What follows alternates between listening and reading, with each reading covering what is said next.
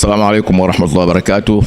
Ni asubuhi ya leo ambapo mahujaji wa tauhid hivi sasa wanajiandaa kuondoka, ijapokuwa baadhi ya watu wamekusha kutangulia wa makundi mengine kuelekea Mina, lakini kutokana na uchache wa mabasi baadhi ya mahujaji hawajaonekana kupata gari mapema, na tauhidi sasa hivi kwa time hii ndio pata gari ya kuondokea, na gari mkamate kidogo, kwa sababu kila mmoja amekuwa anawania mabasi. Najua siku kama leo maelfu ya watu wanakuwa wanagombania gari hizo.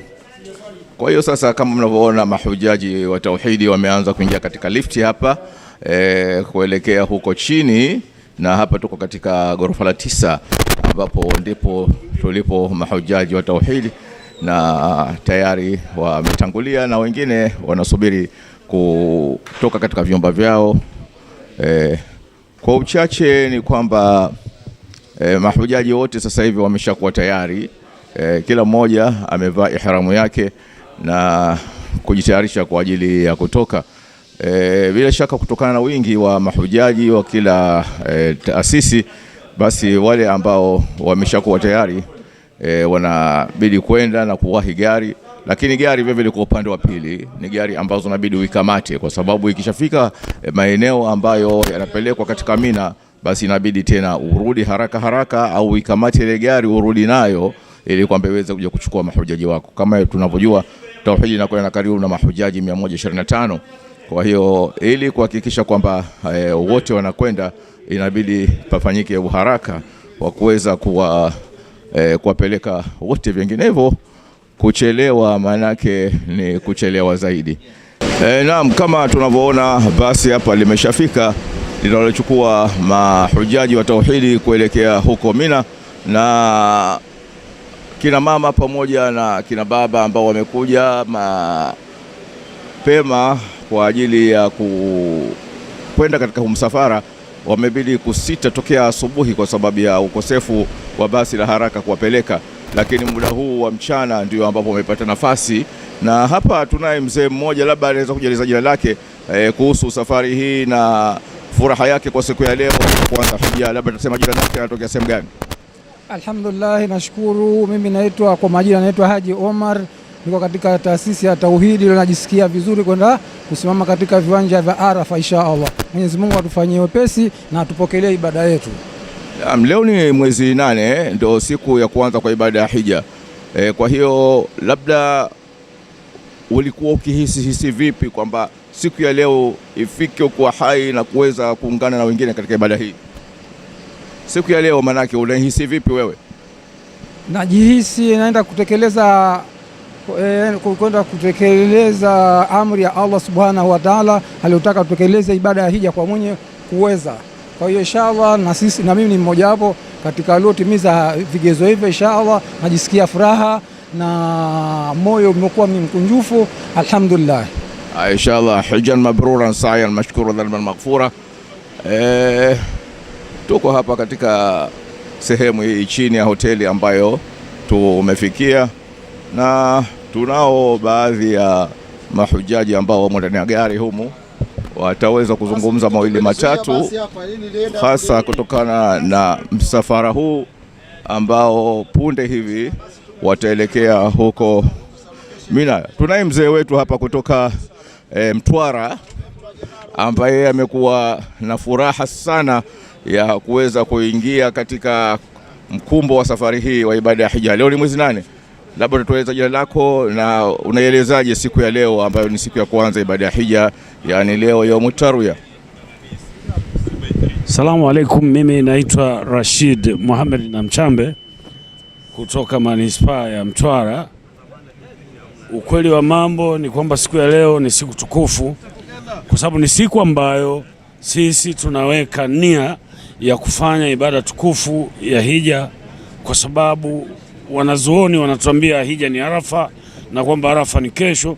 Kwa hiyo siku hii ambayo Waislamu wa dunia nzima tunakusanyika mahali pamoja, inaleta furaha kwangu kuona dunia hii inavyoweza kumdhikiri Mwenyezi Mungu kwa pamoja. Tunakushukuru sana, tunasema hijjan mabruran wa sa'yan mashkuran wa dhanban maghfura. Hapa vile vile tunaye Sheikh Maulid ambaye ni shekhe aliongoza mafunzo, na leo manake anataka kuhakikisha wanafunzi wake ambao walihudhuria katika semina kwamba watafanya vile ambavyo wamefundishwa.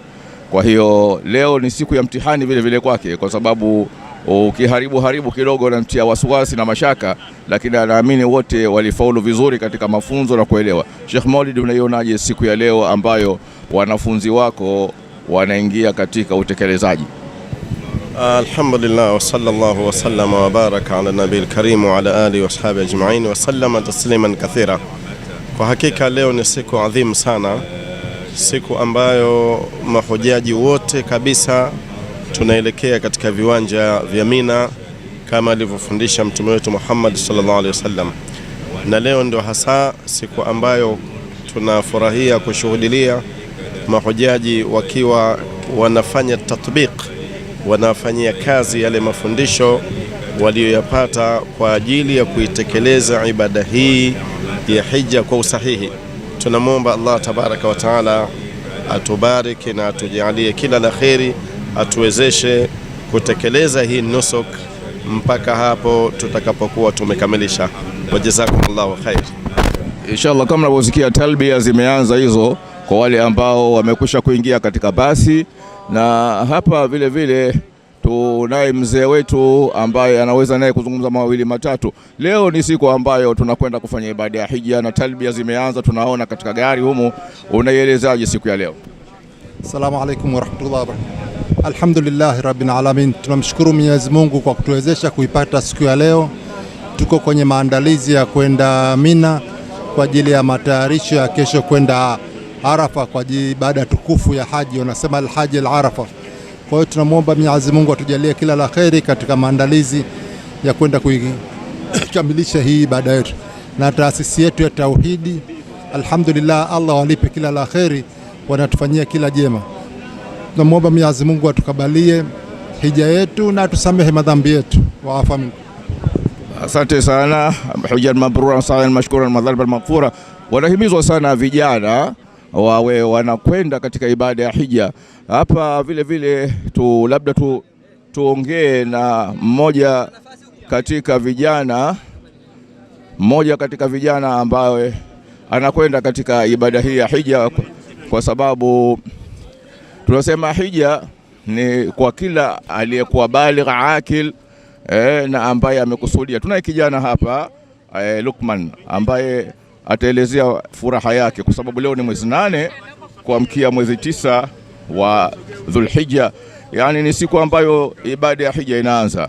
Luqman, unasemaje na unawaambiaje vijana wenzako, kwa sababu leo ni siku ambayo ndio siku ambayo inaanza ibada ya hija na wewe ikiwa hija yako ya kwanza? Assalamu alaykum wa rahmatullahi wa barakatuh. Kwanza nianze kumshukuru Mwenyezi Mungu Subhanahu wa Ta'ala.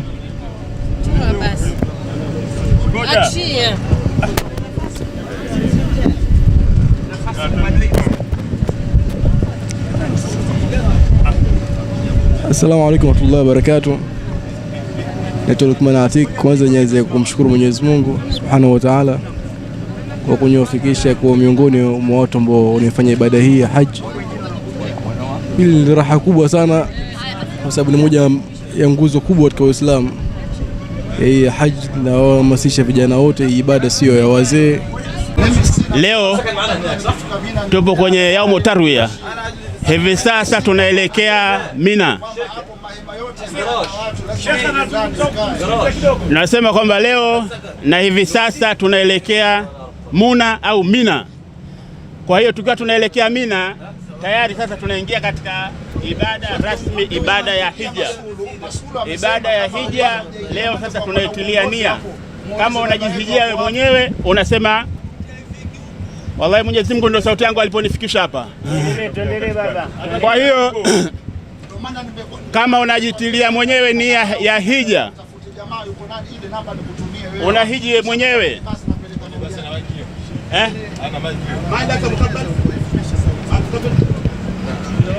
kama unatia mwenyewe hija yako unasema Allahumma labbaik hajjan. Na kama unamhijia mtu Allahumma labbaika hajjan an, unamtaja yule ambaye unayemuhijia, lugha nyepesi tu, na hiyo utatia wewe mwenyewe. Innamal a'malu binniyat wa innama likulli imri'in ma nawa. Kwa hiyo tutie nia, tusisahau, na baada ya hapo tutaendelea na talbia mpaka kufika Mina. Kwa hiyo nisogee katikati, maana kwa sauti haisikiki na Mwenyezi Mungu ndio sauti alionipa. Mpenzi mtazamaji, popote pale ulipo, ni msafara wa mahujaji wa taasisi za Tanzania, wa taasisi ya Tauhid Development Network, sasa kuelekea katika mji wa Mina, tayari kwa kuanza kwa ibada ya hija.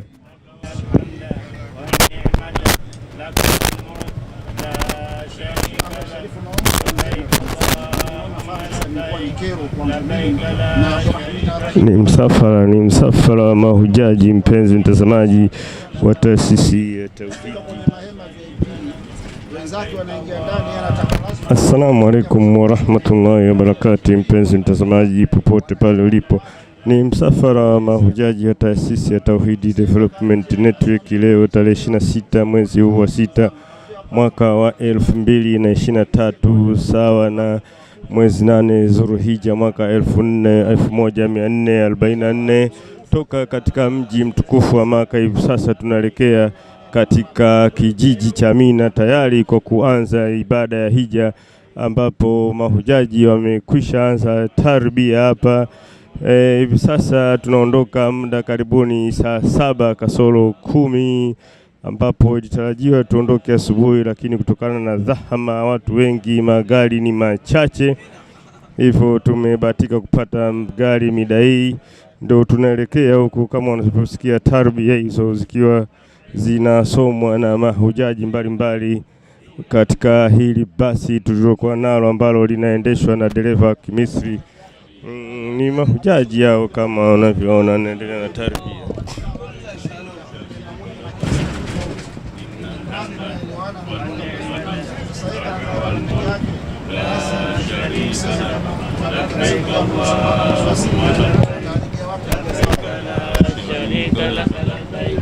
Innal hamda wan ni'mata laka wal mulk la sharika lak, labbaik Allahumma labbaik, labbaik la sharika lak labbaik, innal hamda wan ni'mata laka wal mulk la sharika lak, labbaik Allah. Viongozi mbalimbali tunao katika hili basi ambalo tunaelekea katika mji wa Mina, ambapo tunaye Sheikh Kijepa ambaye huyu ni msimamizi wa taasisi ya IT Travel, ambayo wako pamoja na Sheikh Machalenga. Atatuelezea kuhusu hali ya ibada ya hija ya mwaka huu. Kuna changamoto gani ambapo tumefikia leo watu wanaondoka saa 6 badala ya kuondoka asubuhi? Sheikh Jepa, ibada ya hija ya mwaka huu na changamoto zake. Assalamu alaikum wa rahmatullahi wa barakatuh, hayyakum Allah wa bayyakum. Kwanza tunamshukuru Allah subhanahu wa ta'ala kwa kutuwafikisha kufika katika ibada ya hija.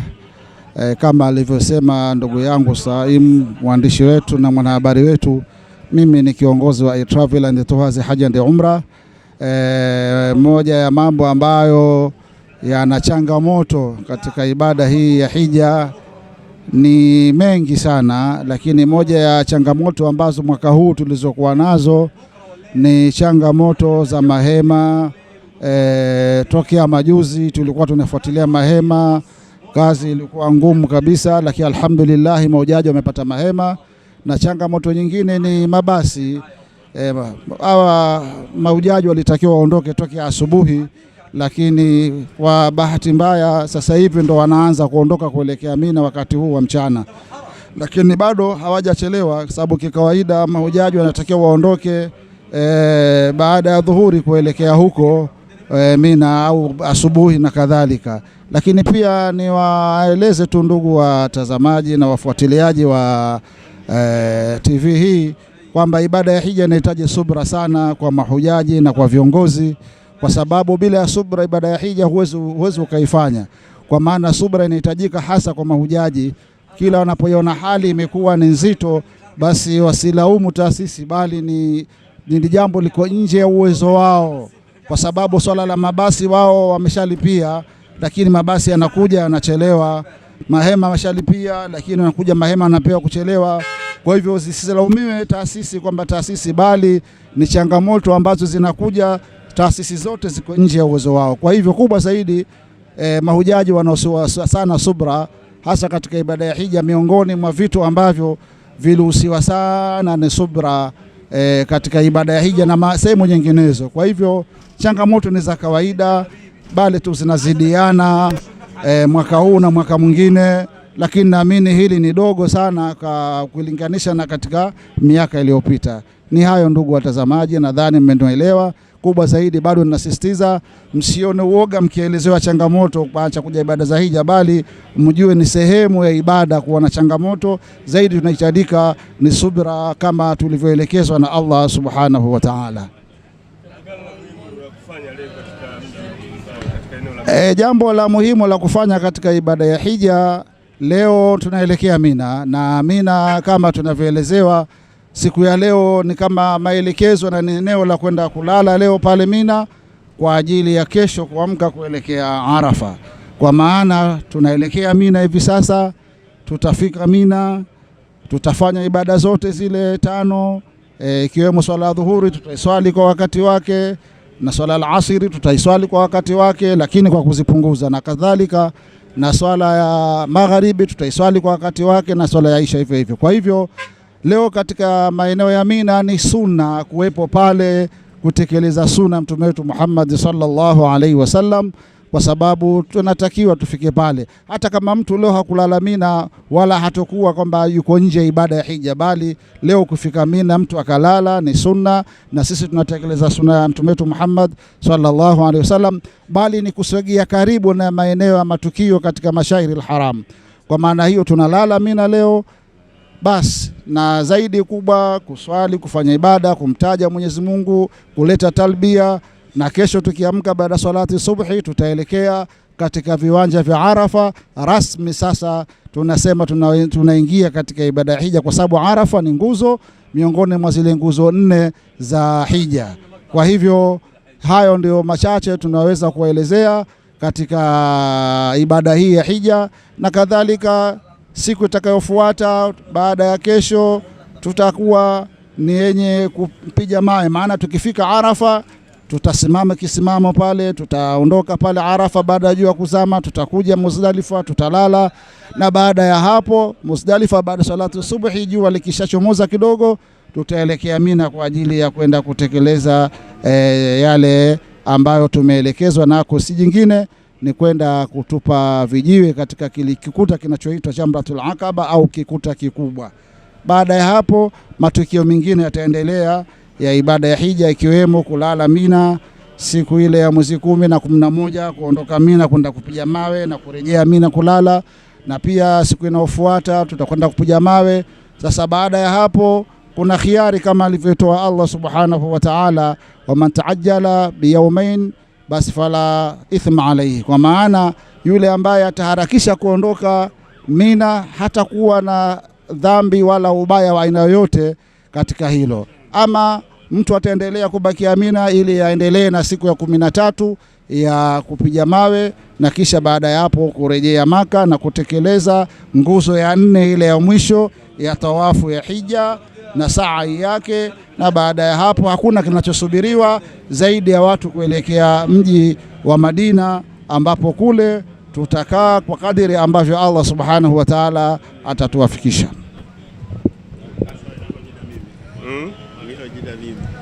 Nimejifundisha kwa shekhi wangu tayari maneno. Kimbia mara nyingi. Assalamu alaikum warahmatullahi wabarakatuh. Alhamdulillah wassalatu wassalamu ala rasulillah nabina Muhammad wa ala alihi wa ashabihi wasallam, amma ba'd. Kwa hakika baada ya kumshukuru Allah subhanahu wa ta'ala na kumtakia rehma na amani Rasulullah sallallahu alaihi wasallama, hivi sasa ndugu walimwengu mnaotoshuhudia popote mlipo kwamba tunaelekea viwanja vya Mashairul Muqaddasa. Leo hii tunaelekea Mina, na leo hii ni yaumu tarwiya, siku ya tarehe 8 Dhulhijja 1444, na kesho ni yaumu Arafa. Tunautangazia ulimwengu. Mtume sallallahu alaihi wasallam alisema alhajju Arafa, hija ni Arafa. Arafa walimwengu ni kesho. Hayo muyachukue na muyashuhudie na muyatambue. Hija ni Arafa na Arafa ni kesho ya Jumanne ya tarehe 9 Dhulhijja. Ikiwa sisi ni viongozi wa taasisi za hija katika kuongoza mambo ya dini, kwamba tunawaambia ulimwengu kwamba hija leo hii tunaelekea Mina na kesho inshallah tutakuwa katika viwanja vya Arafa. Mwenyezi Mungu atuwafikishe. Na alhamdulillah leo hii nimeshuhudia msafara mrefu wa ambulance kutoka katika mji wa Madina wakiletwa mahujaji waliokuwa wagonjwa hapo mahospitalini kwa ajili ya kesho kuja kuthibitishwa na kupitishwa katika viwanja vya Arafa ili wakamilishe ibada yao ya hija. Kama Rasulullah sallallahu alaihi wasallam alivyosema kwamba uti wa mgongo wa ibada ya hija yenyewe ni Arafa. Kwa hiyo Arafa ya siku ya kesho inatakiwa hata kama mgonjwa yupo kitandani, bali hakikisho kwamba amefikishwa katika viwanja vya Arafa kwa ajili ya kuja kutekeleza ibada ya hija. Na saha zangu kubwa kwamba Mtume sallallahu alaihi wasallam alihiji, hija yake ndio ikawa hijjatul wadai, na alihiji na akasema la'alli la alqakum baada ami hadha, kwamba huenda kwamba nisikutane nanyi tena baada ya mwaka huu. Na sisi pia vile vile tutumie fursa hii kwamba Allah subhanahu wa ta'ala inawezekana ndio ametuafikisha kuwa hija yetu hii hija ya mwanzo na hija ya mwisho. Kwa hivyo kwamba tutumie fursa vizuri na tutumie muda vizuri, na lengo la hija ni da'watut tauhid, kwamba kumwitikia Allah subhanahu wa ta'ala, lakini la kumpokesha Allah subhanahu wa ta'ala. Falsafa ibada ya hija, falsafa kubwa ni kuhakikisha kwamba watu wanampokesha Allah subhanahu wa ta'ala na wanaupinga kila aina ya ushirikina. Na ndio maana kwamba hata talbia yake inakuja labbaik Allahumma labbaik labbaik la sharika laka labbaik innal hamda wan ni'mata laka wal mulk la sharika lak. Huu ndio wimbo na wito ambao tutakaodumu nao na tutakaoishi nao mpaka kufikia siku ya tarehe 10 pale tutakapokuwa tumekwenda kutupa mawe katika Jamratul Aqaba.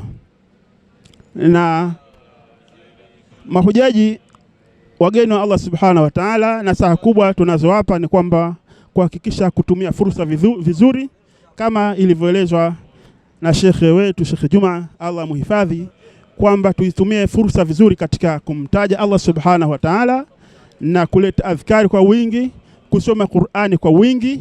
Pia vile vile ambalo la fursa kuitumia kuona ya kwamba kila unapopata ukubwa malipo katika viwanja hivi mashairul muqaddasa, malipo ya thawabu mbele ya Allah subhanahu wa ta'ala, ndivyo hivyo kama itatokea bahati mbaya umemwasi Mungu, basi na ukubwa wa madhambi.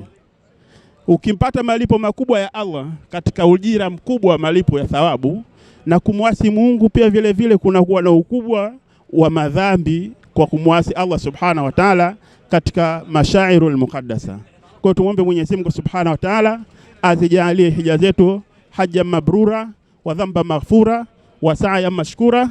Na Rasulullah sallallahu alaihi wasallam akasema man hajja falam yarfuth walam yafsuq raja'a ka yawmin waladatuhu ummuhu, au kama qala sallallahu alaihi wasallam, yule ambaye atakayehiji hakufanya maneno, hakufanya vitendo vichafu wala hakuongea maneno machafu, basi huyu atakuja kurejea baada ya ukamilifu wa hija yake kana kwamba mtu ambaye aliyezaliwa upya na ni mpya, kama vile mtu ambaye aliyezaliwa kutoka kwa mama yake kwamba hana chochote bali ni mpya.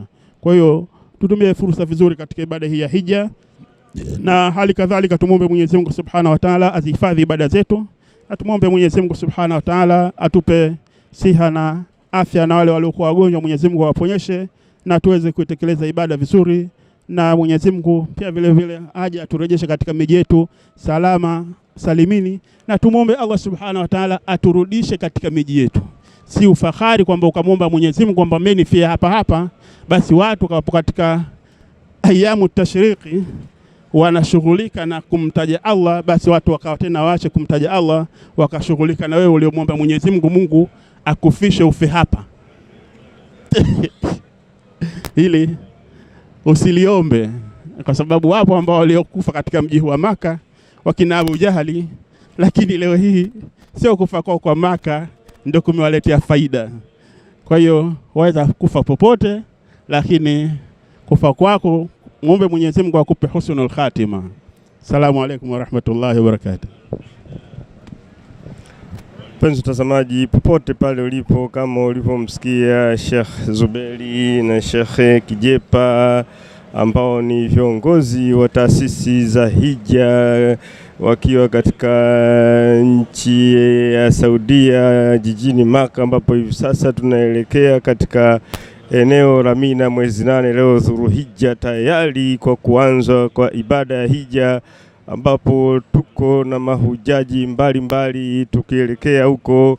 Kama alivyosema Sheikh Kijepa, ni changamoto ambazo zinatokana na serikali yenyewe ya Saudia. Kwa hiyo baadhi ya mambo viongozi wasilaumiwe, wa mahujaji wanatakiwa wawe na subira sana, kwa sababu watu walitegemea kuondoka asubuhi, kuondoka jana jioni, lakini hatimaye leo tumetoka saa sita karibu saa 7 kasoro hivi sasa tunaelekea katika kijiji cha Mina. Mpenzi mtazamaji, mahujaji wa taasisi mbalimbali za Tanzania waliwasili katika mji mtukufu wa Maka tarehe 18 mwezi huu wa 6 mwaka 2023 na ndege ya Saudia Airlines, ambapo walipowasili mahujaji mbalimbali walifanya ibada ya kwanza, ibada ya umra.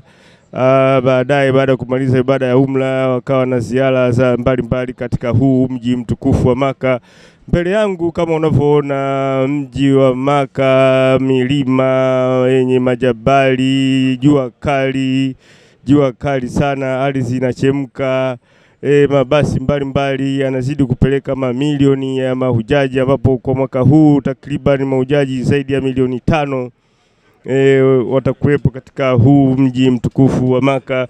Kama unavyoona askari wa usalama wakiwa makini kuhakikisha wageni wa Mwenyezi Mungu wanafanya ibada kwa usalama, ambapo wanaelekeza magari, wanaelekeza madereva watembee taratibu. Tunaelekea katika eneo la Mina, ambapo baadhi ya mahujaji wameanza kutangulia toka jana usiku kutokana na kuhofia dharura kama hizi ambazo hivi leo sisi tumeondoka saa 6:30, saa 7 kasoro tunaelekea huko katika mji wa Mina.